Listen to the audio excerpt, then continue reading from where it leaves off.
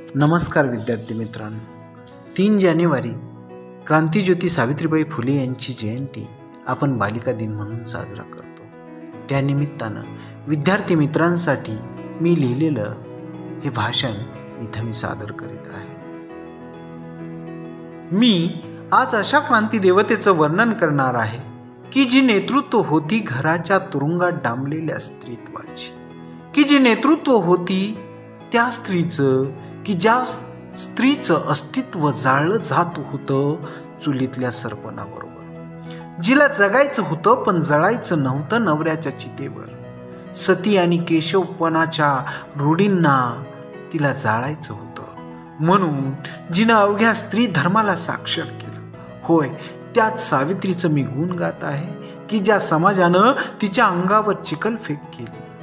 तो समाज होता तेव्हा अज्ञानाच्या खोल चिखलात रुतलेला, देशाला स्वातंत्र्य मिळण्यासाठी झटणारा. हा समाज अडकला होता आपल्याच रूढी परंपरेच्या गुलामीत. आपल्याच जाती वर्णाच्या भिंती होत्या अभेद्य. निरक्षरतेचा राक्षस वावरत होता घराघरात.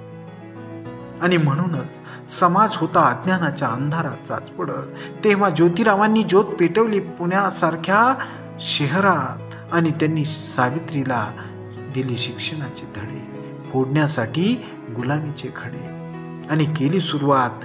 पेटलं शिक्षणाचं वादळ, वाड्यात पाटलांच्या भेडे. अशी ही क्रांतीज्योत जन्मली 3 जानेवारी 1831 साली. ज्योतिबांशी ती विवाह बंधनात बांधली गेली 1840 मध्ये. पण ज्यांना परिस्थितीची जाण असते, समाजाचं भान असते, अशी माणसं बसत नसतात स्वस्थ आणि सुस्त. समाज विकासाच्या ध्येयानं प्रेरित होत असतात.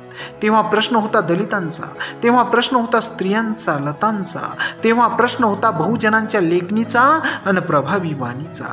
बहुजन समाजानं शिकणं म्हणजे चूक होतं. स्त्रियांनी शिकावं म्हणजे धर्म उडवणं होतं. ज्या महाराष्ट्रात शिवरायांच्या राज्याभिषेकाचा प्रश्न होता, त्याच महाराष्ट्रात एका बहुजन कुटुंबातल्या स्त्रीनं शिक्षणाचे धडे गिरवणे म्हणजे स्त्री जातीला कलंक लावणं मानलं जायचं. पण तोच कलंक कपाळी मारून घेत महात्मा ज्योतिरावांनी सावित्रीबाईला शिकवलं आणि 1848 पहिली मुलींची शाळा स्थापन केली. तेव्हा याच महाराष्ट्रानं, याच समाजानं स्त्री जातीला कलंकित केलं. म्हणून सावित्रीला दिल्या शिव्या, मारले शेणाचे गोळे, पण त्याच समाजाला सावित्रीनं प्राप्त करून दिले शिक्षणाचे डोळे. सत्यवानाच्या पाठीमागे पुराणात एक सावित्री उभी होती. मृत्यूच्या जबड्यातून सत्यवानाला ओढून आणलं तिनं. तसे ज्योतिरावांच्या स्वप्नांना अमृत देऊन संजीवन ठेवण्याचं काम सावित्रीबाईंनी केलं. आणि समाज मनाला शिक्षणाचं बाळकडू पचू लागलं. अनंत यातना देऊन समाज हळूहळू स्वीकारू लागला स्त्रियांचं अस्तित्व. याच सावित्रीबाईमुळे ज्योतिरावांचा शिक्षणाचा मळा फुलला. पतीच्या प्रत्येक कामात जोडीदार असणारी सावित्री, तिने अस्पृश्यांची तहान भागवली अंगणातल्या पाण्याचा हौद खुला करून. आणि 1851 दलित मुलांसाठी पहिली शाळा स्थापन करू. म्हणून तर घटनाकार डॉक्टर बाबासाहेब आंबेडकर महात्मा फुलेंना गुरु मानतात.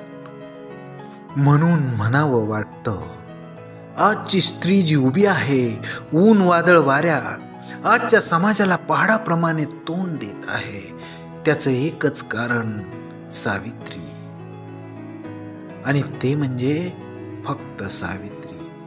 जर मुलींची शाळाच स्थापन झाली नसती तर आज मुलींच्या शिक्षणाची काय अवस्था असती.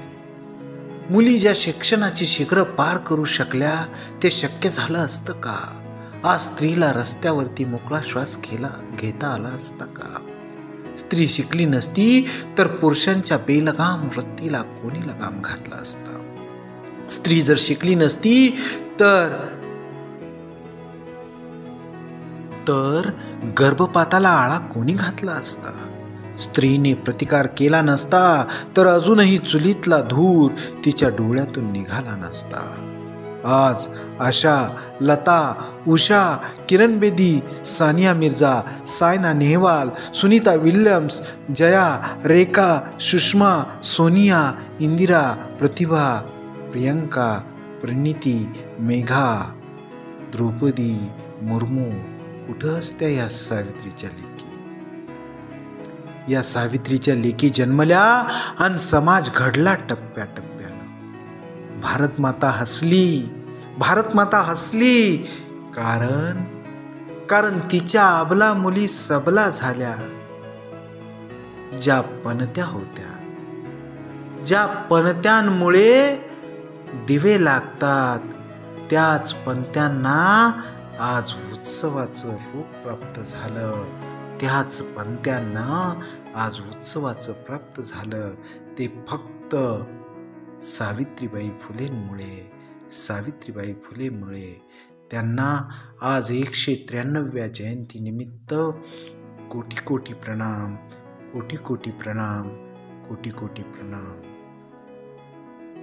सादर करते लेखक कवी शंकर अभिमान कसबे, मुक्काम पोस्ट सुरडी, तालुका बार्शी, जिल्हा सोलापूर.